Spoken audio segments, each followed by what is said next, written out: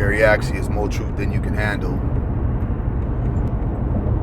You know, I find it funny and amusing at times that folks will always find some way to label something or make an excuse as if because of this law, procedure, or a person comes into office, things have gotten extremely more bad than it was previously thought.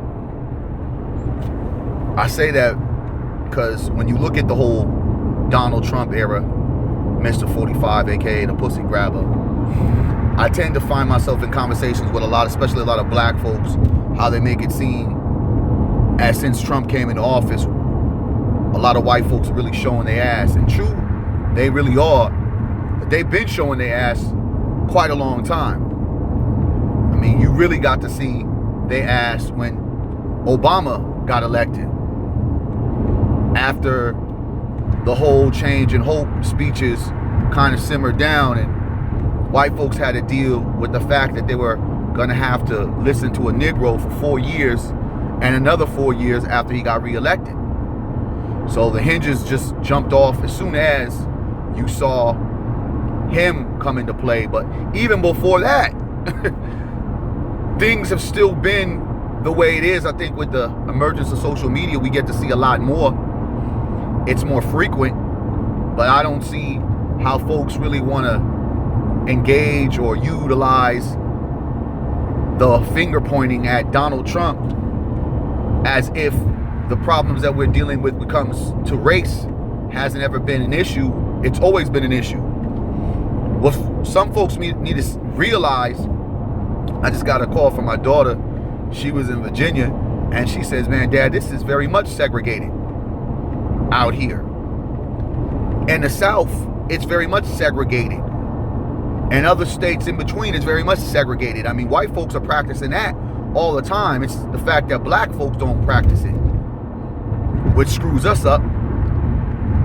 As we integrated, we kind of gave away our power, thinking that this American ideology of all men are created equals applied to us, and a few laws were put that was going to make the racist motherfuckers stop becoming racist or be racist or not apply the pressure on black folks. I think we get more caught up on constitutional rights and things that were applied in law more than white folks. They're kind of continuing to do what they do without repercussions and without stepping in the wrong direction. I think black folks get to the point where we really believe this dream and hope that, you know, folks aren't as racist as they were back in the day. And I think that when you listen to guys like Richard Spencer, who gets this free pass to have these hate speeches on big platforms, these big universities, some have said, well, maybe that's not good, but the simple fact that they're even thinking about him coming to speak, and the fact that he does get to speak a lot, and he's been given this platform, and after what happened in Charlottesville, he came back and did the same thing, marched with a bunch of folks with torches in their hands, yelling bullshit. It should tell you that this has never been a Trump thing. Let's not move the needle and make it seem like Trump has created this. He okayed it. It's always been there. So America has never really dealt with the race thing at all. They've put band-aids on cancer, but they ain't never came up with a sufficient cure. They don't want to talk about reparations for black folks for what happened in enslavement. And every time a black person speaks on that, everyone says, oh, you know, you Negroes are always complaining about what you don't have. Every time a black person speaks upon injustice, folks start talking about, well, then leave this country if you don't like it. Then I say to folks, well, if I'm going to leave this country, you got to pay me what my ancestors did. 400-500 years of enslavement. We built this country, so how the fuck are we going to leave this country? That sounds stupid. That's backward thinking. Why the hell would I leave a country that my people built? The black blueprints, we created this shit. Let's stop being foolish. It's the dumbest argument. I always hear some person that don't want to talk about race or deal with the issue at hand. They always have to throw that, oh, leave this country, and oh, come get out of here. So let's stop focusing on Trump this, Trump. No. A majority of America still is embedded in racism.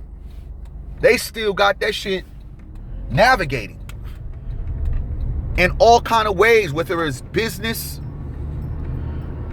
whether it's the laws, channeling in mass incarceration. It's still a very much racist country where a few spots that are more open to looking at the integration, but it's Negroes who I think are fooled the most by this idea. This idea that Trump has come in and now the whole world is gone and become racist. America has become racist since Trump. No, a racist America has been before Trump, and it will be after Trump. Right? Every time I scroll down my timeline, whether it be on YouTube, definitely on YouTube. You motherfuckers got a lot to say, you trolls. Sheesh. Half these motherfuckers, no, all you motherfuckers would never say a majority of this shit if you seen me. I mean, this is facts. You see how racist folks can be. And it's all for like what? Like, what do you, like, why are you here talking crazy? I don't even care about you. I'm not even worried about you. Let me speak my truth, and you go ahead and go hide behind whatever door you're at, or, you know, type it in your computer with your ignorance. Cats don't like truth. It's not complaining, it's a reality. I would love to see white folks go through half the shit black people have gone through. Y'all motherfuckers would freeze up, lose your mind, and kill yourselves. Right? Do what y'all do best, pop a pill, and it would be over. But, I mean, they spend their time, as they say, we're crying and complaining, they spend their time, you know, being ignorant, being stupid, being foolish. You know, using these high school forms of behavior. It's like, damn, grow up. Nobody's worried about you, but I am worried about telling the truth and giving folks the real. And the real is, you go around here, like, for instance, folks be talking about Atlanta. Atlanta is in Georgia. And outside of Atlanta, which is a beautiful place, one of my favorite places to visit, outside of that, dog, it's still Georgia. They're not, you know, folks is separated, man. Real talk. One of the craziest things is I visited Tennessee for the first time, and I was kind of surprised, you know, about how friendly white folks were, and, you know, they're more friendlier than black folks. But I wasn't blindsided by what it is in Tennessee. They had their Confederate flags. You know, folks was doing their thing. But it's the sense of they knew their role. I knew my role and my position, and we're going to move it like that.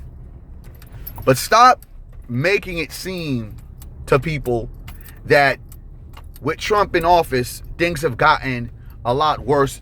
Things have never been better, and the conditions have been the same because we refuse to take part in, you know, first of all, black folks taking care of our own shit, handling our business, you know, being mindful that we as a folks, we as a people, you know what I mean?